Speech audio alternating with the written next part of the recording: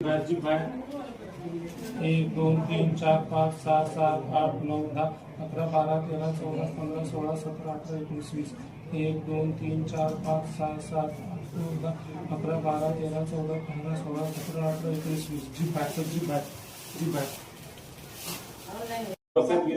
मेंदूतून direct cervical मध्ये गेले. स्ट्रेसच कमी होणार, मानेची झीज म्हणा तिथं गेलं.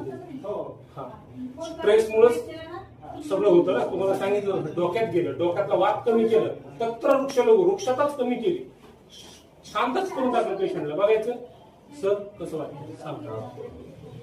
रिलॅक्स. नाव सांगतो तुम्हाला. ओंकार निवृत्ती पाटील, नाशिक मुंगसरा. नाशिकमध्ये कुठं? नाशिकमध्ये मुंगसरा. इकडचा ऍड्रेस कोणी दिला तुम्हाला?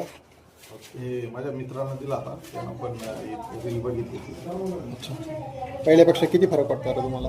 स्ट्रेससाठी घ्यायचं. स्ट्रेस असं हलकं वाटतंय आता मला. हलकं वाटतं. हो. म्हणजे तुम्ही नीट होणार.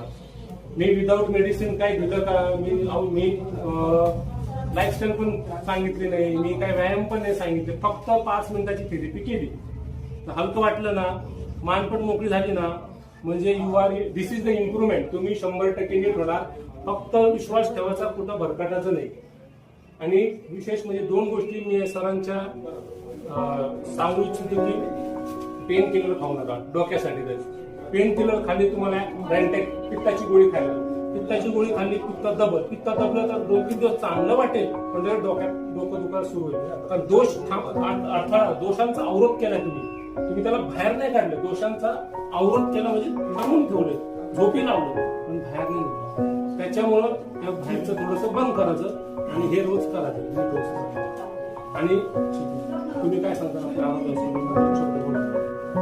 मला आता फरक वाटतो असं थोडं. तुम्हाला पहिला त्रास काय होता? म्हणजे त्याच्यात फरक वाटतो. मायग्रेनचा त्रास होता. किती दिवसापासून त्रास होता तुम्हाला तो? आता 15-20 वर्ष.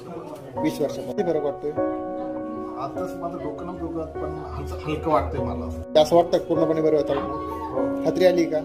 आम्ही म्हणतो म्हणून नाही, आता वाटतंय थोडं हलकं वाटतंय. अजून म्हणजे अजून 2 थेरपी राहिल्या. अजून धन्यवाद.